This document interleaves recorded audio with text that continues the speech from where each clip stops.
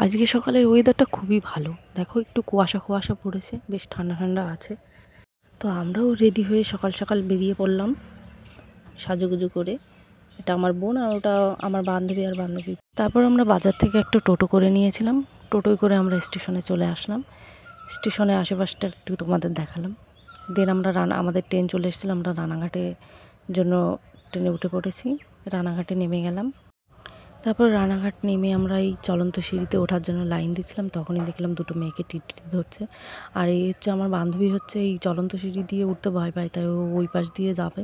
তা ওর কাছে আমাদের টিকিট ছিল, সেগুলো আবার রিটার্ন দেওয়ার জন্য আবার এসেছিলো।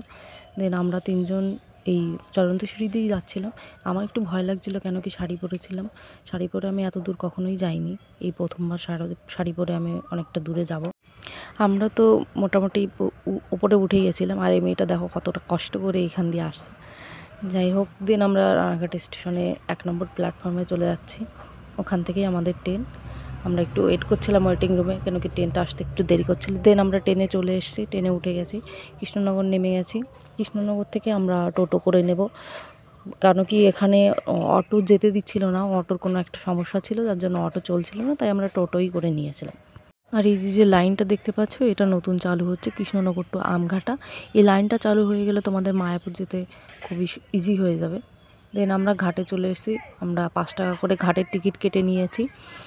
দেন এতটা রোদ উঠছিল যে একটা ছাতার মধ্যে আমরা 5 জন দাঁড়িয়ে আছি। দেন আমরা মায়াপুর চলে এসেছি।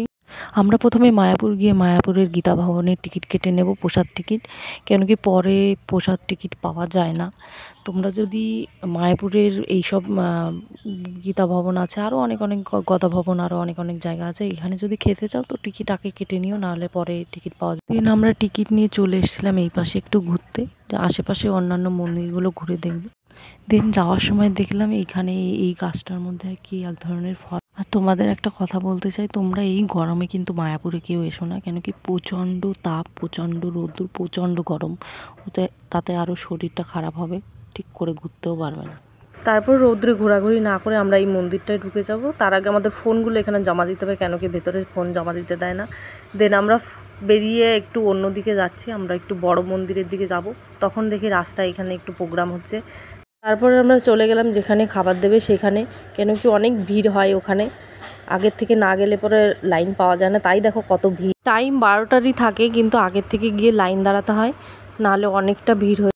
এই জলের ভিতর ছোট ছোট তেলাপিয়া মাছ ছিল, আমরা ওগুলো দেখছিলাম, দেখে আমরা চলে গেলাম প্রসাদ ভবনে। প্রসাদ খেয়ে আমরা বেরিয়ে গেছি, কেন কি অনেকটা গরম ছিল, গরমের জন্য থাকাই যাচ্ছিল না। সন্ধ্যা আরতির জন্য আমরা ওয়েট করিনি, আমরা বাড়ির দিকে চলে এসেছি। এখান থেকে ফুচকা খেয়ে বাড়ি চলে যাবো। বাই।